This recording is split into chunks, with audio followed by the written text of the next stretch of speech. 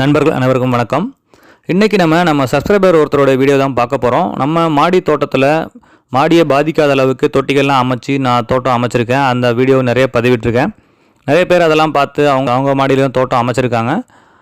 இன்றைக்கி அதே மாதிரி நம்ம சேனல் வீடியோஸ் எல்லாம் பார்த்து நம்ம யூஸ் பண்ணியிருக்க அதே மாதிரி தொட்டிகள்லாம் அமைச்சு தோட்டம் அமைச்சிருக்க ஒரு சப்ஸ்கிரைபருடைய ஒரு வீடியோ தான் பார்க்க போகிறோம்.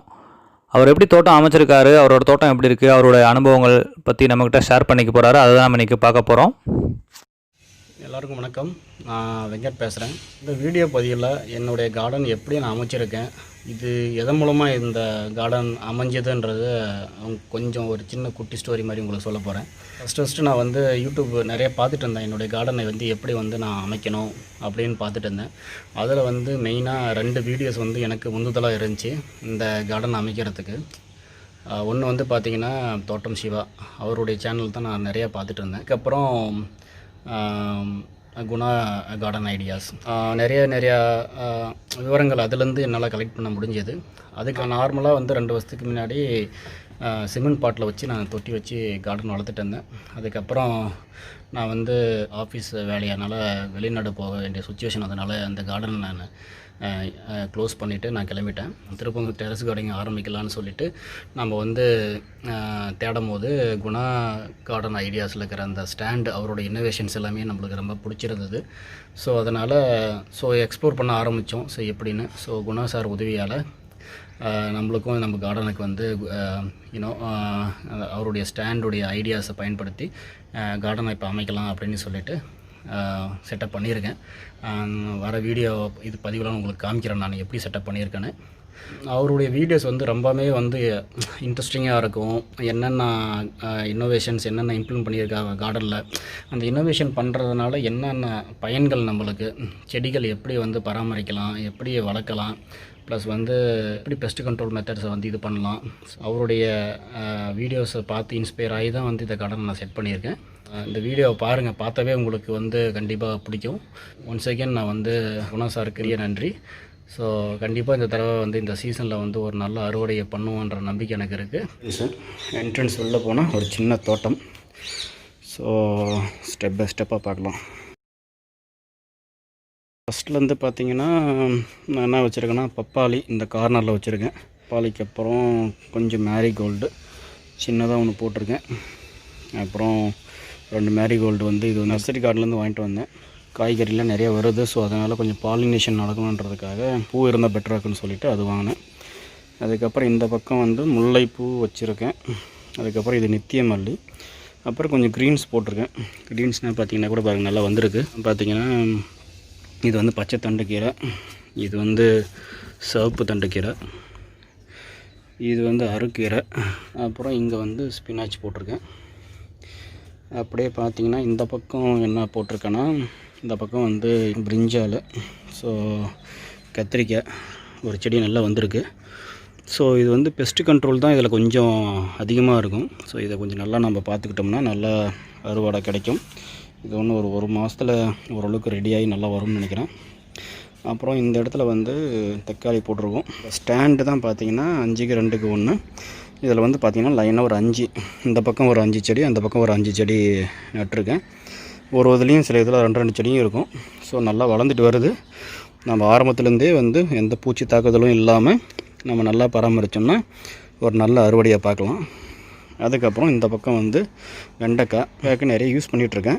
WDC தெளிக்கிறேன் வாரத்துக்கு ஒரு டைமு. அதுக்கப்புறம் அப்பப்போ பஞ்சகாவியாகவும் தெளிப்பேன். அதுக்கப்புறம் வாரத்துக்கு இன்னும் 10 நாளைக்கு ஒரு டைம் கொஞ்சம் மண்புழு உரம் மேலே போடுவேன். நல்லா வளர்ச்சி வந்திருக்கு. இதில் பார்த்திங்கன்னா வெண்டைக்காவும் 1-2 வச்சுருக்கு. இப்போ தான் எல்லாம் ஆரம்பிச்சிட்ருக்கு.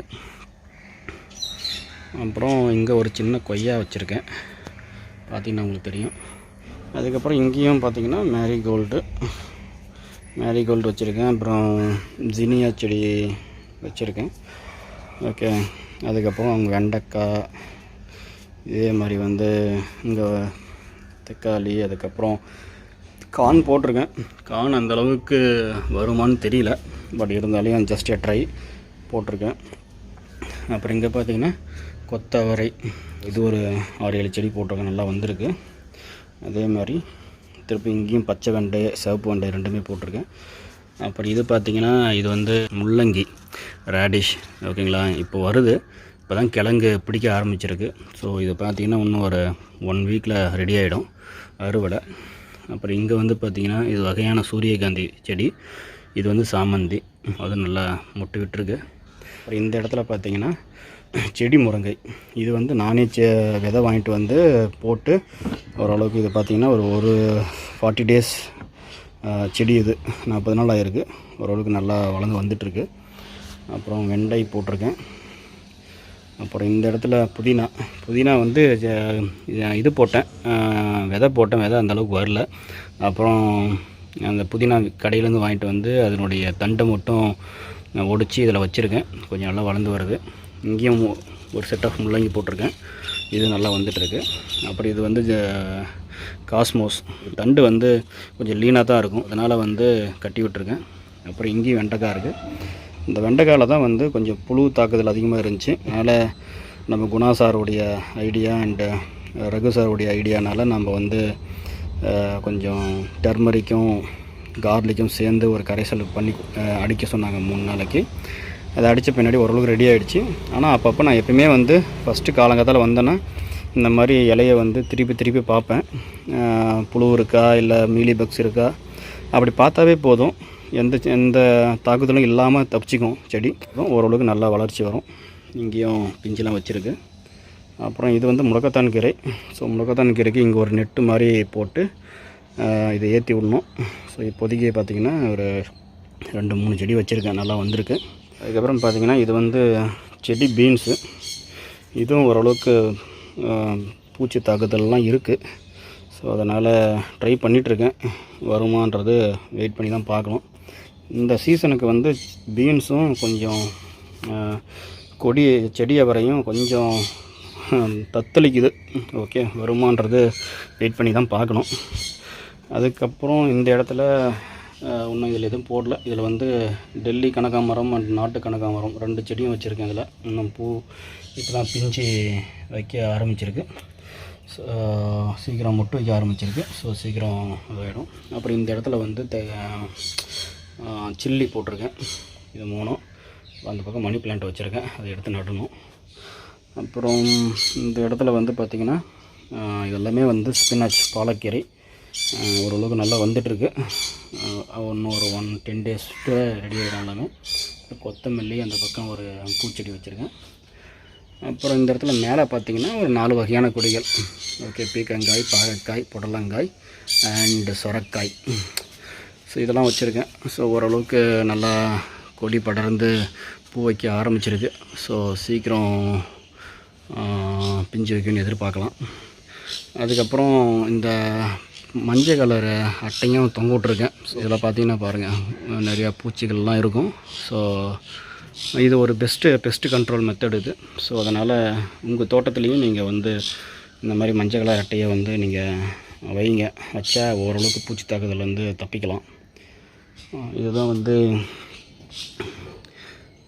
சின்ன கார்டன். இந்த பக்கம் கார்டன் செட்டப் பண்ணியிருக்கேன். இதெல்லாம் பார்த்திங்கன்னா முடிஞ்ச அளவுக்கு குணா கார்டன் ஸ்டாண்டை தான் பயன்படுத்தியிருக்கேன். ஸோ பயன்படுத்தும் போது நம்மளுக்கும் வந்து நல்ல கிளியரன்ஸ் கிடைக்கும், கீழே க்ளீன் பண்ணிக்கலாம் நீட்டாக. ப்ளஸ் வந்து நம்மளுக்கு கீழே குனிஞ்சும் பண்ணுற பிரச்சனை இருக்காது. ஸோ முதுகு ப்ராப்ளம், வயசானவங்களுக்கு வந்து முதுகு ப்ராப்ளம் அந்த மாதிரி பிரச்சனைலாம் வராது. ஸோ அவரோட இன்ஸ்பிரேஷனில் தான் இந்த கார்டனை செட்டப் பண்ணியிருக்கேன். இங்கேயும் பாருங்கள், இங்கேயும் ஸ்டாண்டு லைனாக செட் பண்ணி வச்சுருக்கேன். முழுக்க இது குணா சாருடைய ஐடியாஸ்னால இந்த தடவை நான் உருவாக்கியிருக்கேன் இந்த தோட்டத்தை. நல்லபடியாக போயிட்டுருக்கு, நல்லா மெயின்டைன் பண்ணுறதுக்கு ஈஸியாக இருக்குது. இன்னும் வர நாட்களில் பார்க்கலாம், இன்னும் எப்படி அறுவடை இருக்க போகுது, இன்னும் என்னென்ன ஏரியாவில் பண்ணலாம் அப்படின்றது வர நாட்களில் பார்ப்போம். இதுக்கு வந்து ஒரு மிகப்பெரிய நன்றியை தான் குணா சாருக்கு சொல்லணும். இதுவரைக்கும் திரு வெங்கட் அவர்களுடைய மாடித்தோட்டத்தை பார்த்தீங்க. இந்த மாடித்தோட்டம் அமைக்கிறதுக்கான வேலைகளை நம்ம சேனலை பார்த்து அவரே எல்லா வேலைகளும் எப்படி செஞ்சுருக்காரு அப்படிங்கிறத அடுத்து வரக்கூடிய பதிவில் பார்க்கலாம். புதுசாக மாடித்தோட்டம் அமைக்கணும் அப்படின்னு நினைக்கிறவங்களுக்கு நான் மட்டும் இல்லை, நம்ம சேனல் சப்ஸ்கிரைபரும் ஒரு வழிகாட்டி தான் அப்படிங்கிறதுக்கு இதுவும் ஒரு உதாரணம். இந்த தகவல் உங்களுக்கு பிடிச்சிருந்ததுன்னா லைக் பண்ணுங்கள், உங்கள் நண்பர்களுக்கும் ஷேர் பண்ணுங்கள். மறக்காமல் நம்ம குணா கார்டன் ஐடியாஸ் சேனலை சப்ஸ்கிரைப் பண்ணுங்கள். மேலும் ஒரு நல்ல பயனுள்ள வீடியோ சந்திக்கலாம். நன்றி, வணக்கம்.